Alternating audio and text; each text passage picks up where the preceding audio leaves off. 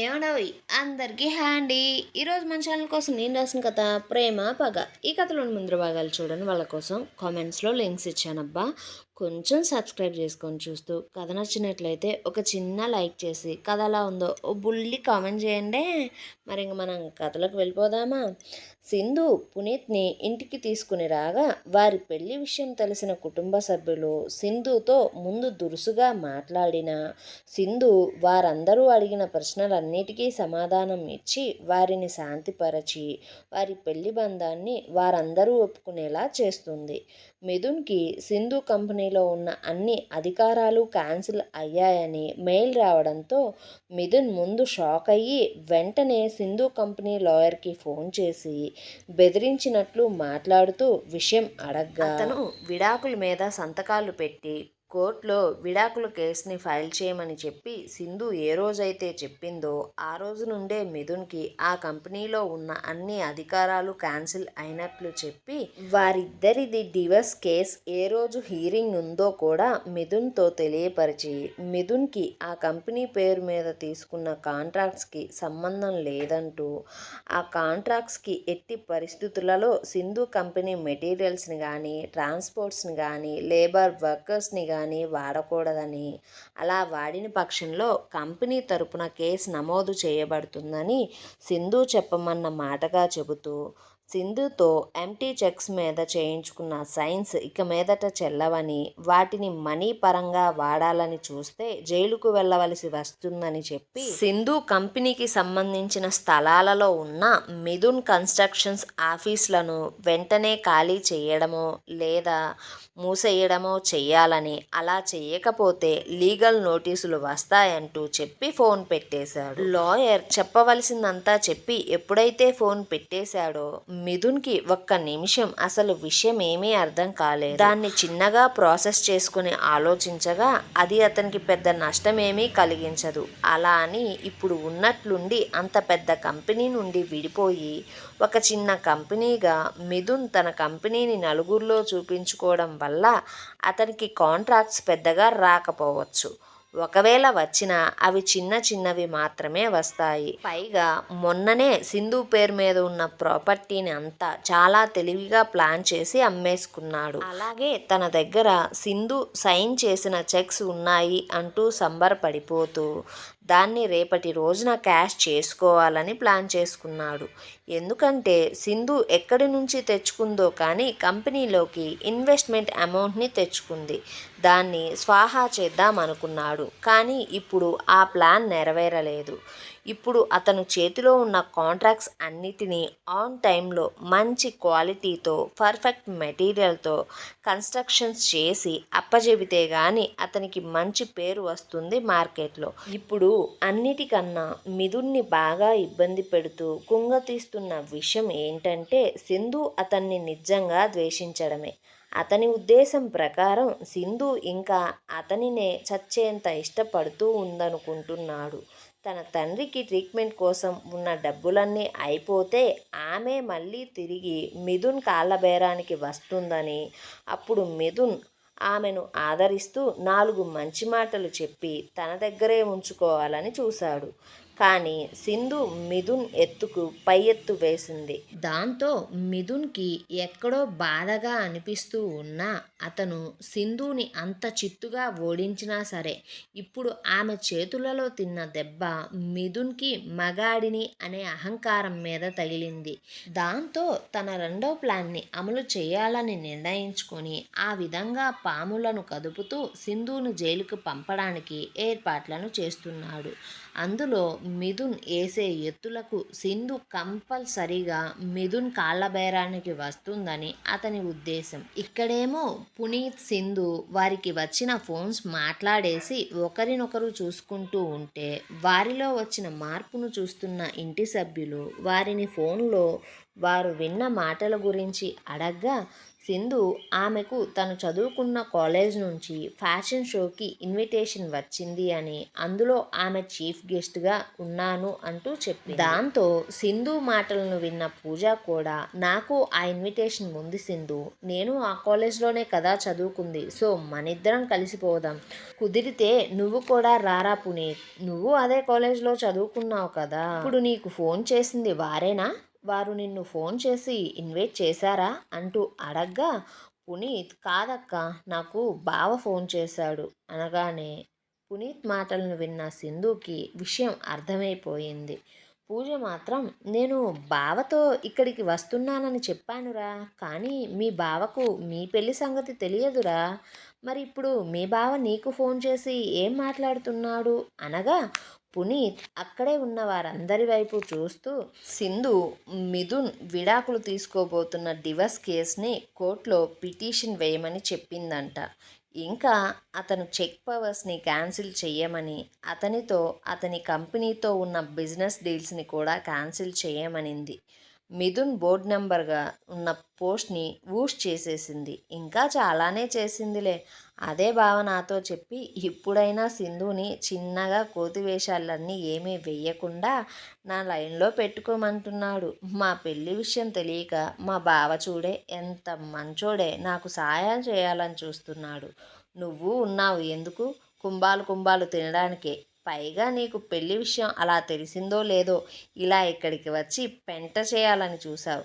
పాపం నా బావ నీతో ఎలా వేగుతున్నాడో ఏంటో అంటూ పునీత్ చెప్పిన మాటలన్నీ విన్న చరిత, రవీంద్ర సింధు వైపు చూస్తూ, చరిత, ఇంకా అతనికి నువ్వు విడాకులు ఇవ్వలేదా సింధు, మరి మీ పెళ్ళి ఎలా లీగల్ అవుతుంది, ఈ విషయం వారికి తెలిస్తే అల్లరి చేస్తాడు కదా అనగా, సింధు, నేను కేస్ ఫైల్ చేసి కూడా 15 రోజుల పైనే అయ్యింది, అలాగే మా పెళ్ళి జరిగి వారం రోజులే అయ్యింది, పైగా ఇప్పుడు జరిగిన పెళ్ళి రిజిస్టర్ మ్యారేజ్ కాబట్టి లీగలే, ఎందుకంటే మిథున్తో జరిగిన నా పెళ్ళి ఎక్కడ కూడా రిజిస్టర్ అవ్వలేదు, అలాగే ఆ పెళ్ళిని ఎన్నిసార్లు రిజిస్టర్ చేయమని చెప్పినా మిథున్ చేయలేదు, కాబట్టి ఎలాంటి ఇబ్బంది ఉండదు అంటే, రవీంద్ర, మరి నువ్వు ఎందుకు ఇంకా అతన్ని వదలడం లేదు, ఈ క్యాన్సిల్స్, కేసులు, కోర్టులు, చెక్స్ ఏంటిదంతా అంటూ ఉంటే,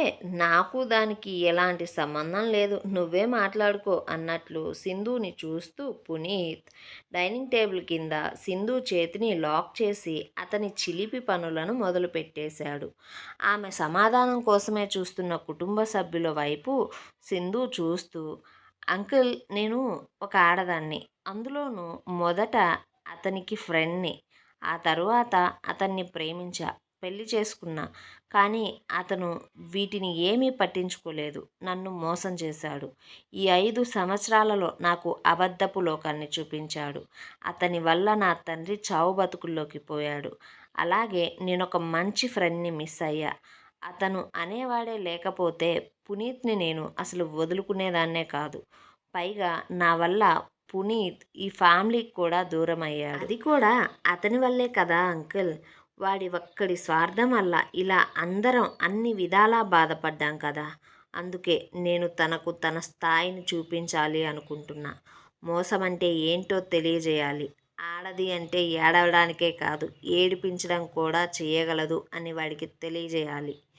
పునీత్ నా వల్ల ఎలాంటి బాధను అనుభవించాడో నేను అంతకు 100 రెట్లు ఆ బాధను వాడికి ఇవ్వాలి, ఆ సమయంలో నేను పునీత్తో సంతోషంగా నా జీవితాన్ని గడపాలి, ఇది బయట నుంచి చూసే వాళ్లకు తప్పుగా అనిపించచ్చేమో మావయ్య, కానీ నేను అనుభవించిన నొప్పేంటో బాధేంటో వాడికి తెలిసేలా చేయాలని మాత్రమే ఇలా అనుకుంటున్నా, అలాగే ఇదే ఆలోచనతో ఇంకా ఏ మగాడు కూడా ఒక ఆడదాని దగ్గరికి అస్సలు పోకూడదు, ఇది వాడు నన్ను మోసం చేసినందుకే కాదు, పునీత్ లాంటి వాడిని ఇంతకాలం నాకు దూరం చేసినందుకు కూడా, నా దగ్గర నుండి వాడు తీసుకున్న సింగిల్ రూపీని కూడా నేను వాడి దగ్గర ఉంచను, ఇదే విషయం నేను పునీత్కి కూడా చెప్పా, అతను కూడా నీ ఇష్టమే అన్నాడు, అందుకే నేను ఇంకా మా పెళ్ళిని గురించి అనౌన్స్ చేయలేదు అంటూ తన ఆలోచన అంతా చెప్పడంతో వారు కూడా చిన్నతనం నుంచి సింధుని చూడడం వల్ల ఆమె ఎంత బాధపడిందో, ఎంత ఆలోచిస్తే ఇలాంటి నిర్ణయం తీసుకుందో అనుకుని ఓకే చెప్పారు. దాంతో వారితో కలిసి తిని కొద్దిసేపు మాట్లాడుకుని ఇంటికి బయలుదేరుతుంటే శంకరం, ఏంటి మనవడా, రాక రాక వచ్చావు, అప్పుడే ఇంటికి పోతానంటావేంట్రా అంటూ మనవడితో సరదాగా మాట్లాడుతూ కబుర్లు చెబుతూ ఉంటే పునీత్ తాత పక్కనే ఉండి దూరంగా తల్లితో అక్కతో సరదాగా మాట్లాడుతూ ఉన్న సింధునే చూస్తూ, అది కాదు ఫ్రెండ్, నువ్వు అడిగినట్లు మేము నీకు దర్శన్ ఆర్ దర్శిని ఎవరో ఒకరిని ఇవ్వాలంటే మీ మధ్య ఉంటే ఇంకా చాలా సమయం పడుతుందిరా ముసలోడా. అదే మేము ఒంటరిగా ఉన్నామనుకో నీ కోరికలు అన్నీ చాలా తొందరగా తీరుతాయి అంటూ చెప్పగా శంకరం మనవడి మాటలకు నవ్వుకుంటూ చిన్నగా మీసం మెలేస్తూ, ఒరే బడుద్దాయ్, నీకు అచ్చం అన్నీ నా బుద్ధిలే వచ్చాయిరా, నేను కూడా అంతే మీ నాయనమ్మను అస్సలు వదిలేవాడినే కాదు అంటూ సరదాగా మాట్లాడుకుంటూ సరదాగా పెద్దలి దగ్గర గడిపి చిన్నగా బంగ్లాకి బయలుదేరి వెళ్ళిపోయారు.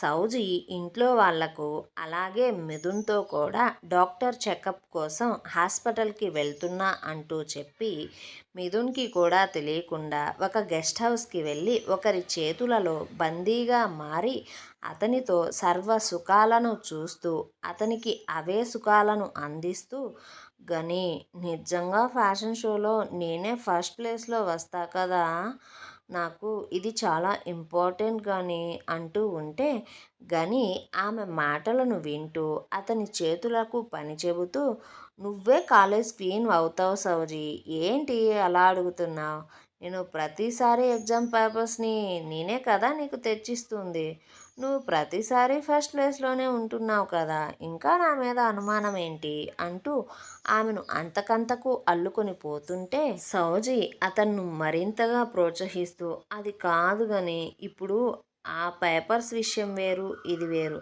పేపర్స్ విషయం ఎవరికీ తెలియదు, కానీ ఈ ఫ్యాషన్ షోకి చాలామందే అప్లై చేశారు కదా, వారిలో ఇద్దరు నాకన్నా చాలా అందంగా ఉంటారు కానీ అందుకే నాకు కొంచెం భయంగా ఉంది.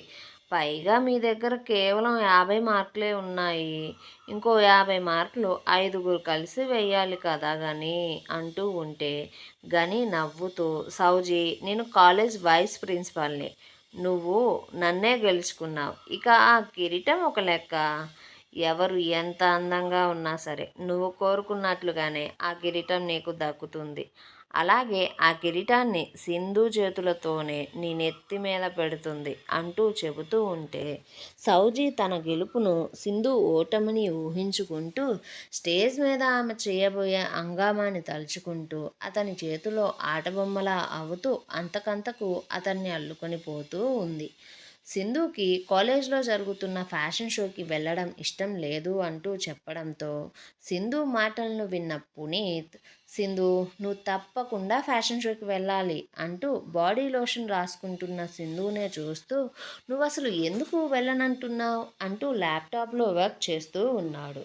సింధు లోషన్ రాసుకుంటూనే, ఇప్పుడు నేను అక్కడికి వెళ్ళి ఏం చేయాలి పునీత్, ఆ సౌజీ కూడా ఆ ఫ్యాషన్ షోలో పాల్గొంటుంది, అది కూడా అదే కాలేజ్ కదా, నాకు తెలిసి తన తొట్టి గ్యాంగ్తో నన్ను రెచ్చగొట్టాలని చూస్తుంది, అలాగే ఆమె గెలవడానికి చాలా ప్రయత్నిస్తూ కూడా ఉంటుంది, అది గెలిస్తే నా చేతులతో నేను ఆ కిరీటాన్ని ఆమెకు పెట్టి కంగ్రాచులేషన్ చెయ్యాలా ఏంటి, అప్పుడు దాని ఓవర్ యాక్షన్ మామూలుగా ఉండదు అంటూ ఆలోచనలో పడగా సింధు మాటలన్నీ విన్న పునీత్ వర్క్ చేసుకోవడం అయిపోవడంతో ల్యాప్టాప్ని మూసేసి పునీత్ సింధు దగ్గరికి వచ్చి ఆమె పక్కనే కూర్చుంటూ ఆమె కాళ్ళను అతని ఒడిలో పెట్టుకుని లోషన్ రాస్తూ, సింధు నీకు అదే గెలుస్తుందని అంత నమ్మకం ఏంటి అంటూనే సింధుని కొంచెం మత్తుగా చూస్తూ, అయినా ఇప్పుడు ఈ బాడీకి ఈ క్రీమ్స్ ఎందుకే, ఎలాగో ఇప్పుడు అవన్నీ వేస్ట్ అయిపోతాయి కదా అంటూ ఆమెనే అందుకోబోతుండగా సింధు పునీత్కి దొరకకుండా ఏదో గుర్తు వచ్చినట్లు, పునీత్ మన కాలేజ్లో జరిగే fashion show miss college fashion show కదా, మరి సౌజీ కడుపుతో ఉంది కదా, అంటే ఆమె అందులో మరి ఎలిజిబుల్ అయితే అవ్వదు కదా అంటూ ఏదో ఆలోచిస్తున్నట్లు స్ట్రైక్ అవుతున్నట్టు మాట్లాడుకొని ఇద్దరు ఆలోచనలో పడ్డారు. ఏవండోయ్, ఇప్పుడు నా హంబుల్ రిక్వెస్ట్ అండి. నాకు కథ పెద్దగా ఎక్కువగానే రాయాలని ఎక్కువగానే పెట్టాలని ఉంది. అలా పెట్టడం వల్ల మీకన్నా ఎక్కువ నాకే యూజ్ అండి. ఎక్కువగా మనీ వస్తే అలాగే ఎక్కువగా సబ్స్క్రైబర్స్ కూడా వస్తారు. కానీ నేను ఒక హౌస్ వైఫ్ని, ఇద్దరు పిల్లలు ఉన్నారు, నాకంటూ ఇంట్లో వర్క్స్ ఉన్నాయి. అలాగే ఒక కథని మ్యాక్సిమం 13 నిమిషాలు పెట్టడానికి, ఆ కథను ఆలోచిస్తూ రాయడానికి, రాసిన కథను వీడియో చేయడానికి నాకు 13 నిమిషాలకు మ్యాక్సిమం 5 అవర్స్ పడుతుంది. సో ప్లీజ్ కొంచెం అర్థం చేసుకోండి నేను ఎంత ఇష్టంతో చేస్తున్నానో. సో ప్లీజ్ అండర్స్టాండ్ అబ్బా. కొంచెం నేను ఏ రోజు ఎంతైతే కథను రాశానో అంత పెడుతున్నాను. మ్యాక్సిమం రాయడానికి ఇక మీదటి నుంచి చూస్తానబ్బా. కొంచెం అర్థం చేసుకోండి.